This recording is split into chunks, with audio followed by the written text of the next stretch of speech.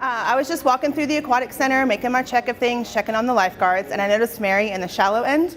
And I'd seen her in the shallow end before, and she always stayed close to the wall, close to the steps, but she just looked really stressed that day. I felt defeated and I felt frustrated because I had finally decided, I was going to face my fear and learn to swim. And to be able to just swim gracefully like I saw all the other people do. I was already, uncomfortable really being in the water. It wasn't afforded, to us. As you can see, I'm an African American woman, and as a child, it just wasn't afforded to us to be able to go to swimming pools. I had never been to the beach, the ocean, any of that. Some of the members here and the staff was work with me in the water, as well as my husband, and I had made a few accomplishments. I would swim like halfway, and I didn't know how to stand up.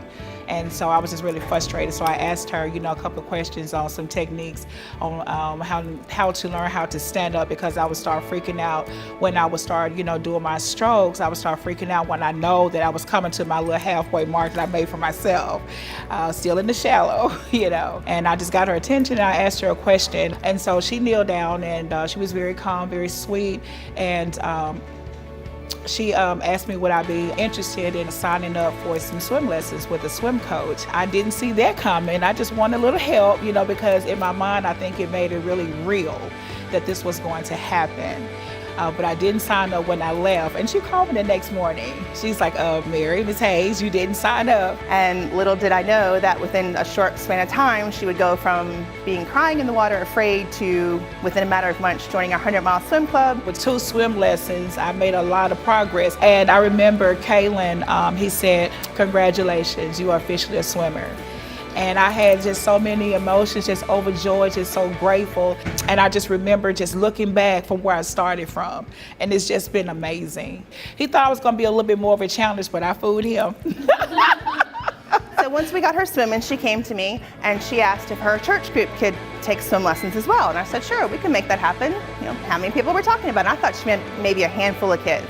I didn't really understand that she meant her entire congregation. It was probably maybe like 3 out of the bunch of 28 to 30 people that knew how to swim. It was Mary who really taught me that if the adults don't know how to swim, they're not going to teach their kids to swim. As parents are learning how to swim, they're bringing their children, their grandchildren. I brought my grandchildren, because I want them to know how to swim for fun, for safety. Safety on water is so important because drowning is preventable.